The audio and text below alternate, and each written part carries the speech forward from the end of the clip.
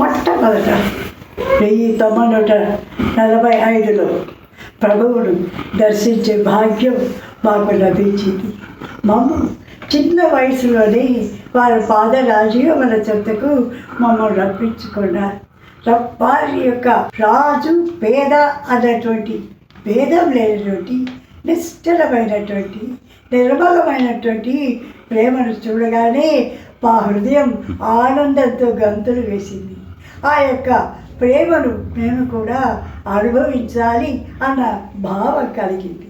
వారు ఎట్లా ఈ యొక్క రాజు పేద అన్న భేదభావం లేకుండా ఎలా చలించేవాడో మొట్టమొదట తెలుసుకుందాం. ఒకనాడు ఒక ముసలి తాత వీధిలో నడిచిపోతుంటే స్వామి పరిగెత్తుకుంటూ వెళ్ళారు. పరిగెత్తుకుంటూ వెళ్ళి ఆయన్ని చేయి పట్టుకొని మందిరంలోకి తీసుకొచ్చి పక్కలో కూర్చోబెట్టుకొని ముఖం తుడిచి ఆయనకు ఒక ఆకులు అన్నము కూర తెచ్చిపెట్టి తాను పక్కలోనే కూర్చొని మాట్లాడుతూ ఉంటే ఆయన తింటూ ఉంటే ఎంతో ఆనందిస్తున్నారు. ఆ యొక్క సందర్శన భాగ్యం చూసినప్పుడు నిజంగా ఎంతో ఆనందం కలిగింది. నిజం చెప్పాలంటే ఆ ముసలి తాత యొక్క ఆ బట్టల నుండి విధమైన వాసన వస్తూ ఉంది. మేము భరించుకోలేకపోయాం. అయితే స్వామి ఎలా భరించుకోగలిగారు, ఎలా భేదభావం లేకుండా చూస్తున్నారో చూసి మాకు చాలా ఆనందం అనిపించింది. స్వామి తర్వాత ఆయనకు స్నానం చేయించి కొత్త బట్టలు కట్టి జోబి నిండా డబ్బు పెట్టి చక్కగా ఆశీర్వదించి పంపారు.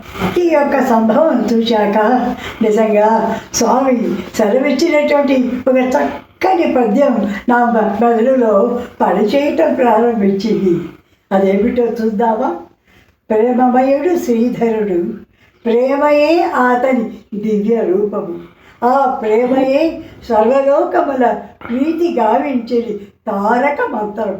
తత్ప్రేమ రవ్వంతయైనా వివరింపగలేక జగంబునందు సత్కామిత సత్పదార్థం ఎటుగాంత బౌద్ధులయ్యా మానవా అంటూ స్వామి చెప్తుంటే నిజంగా ఎంతో ఆనందమనిపించింది.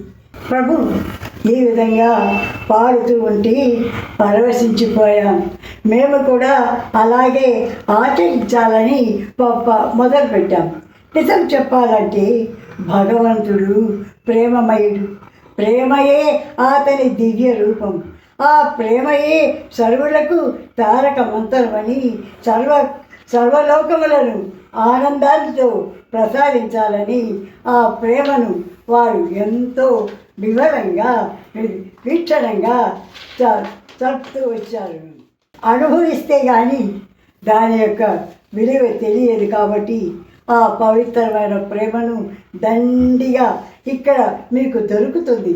ఇది వదులుకున్నారా మరి మీకు చిక్కటం అసాధ్యం అంటూ ప్రభు వేరీ నినాదంగా హెచ్చరిస్తూ ఓ మానవా నిర్లక్ష్యం చేయవద్దు అని చక్కని మాటలతో వారి నిర్మల ప్రేమను అనుభవించమని సెలవిచ్చారు.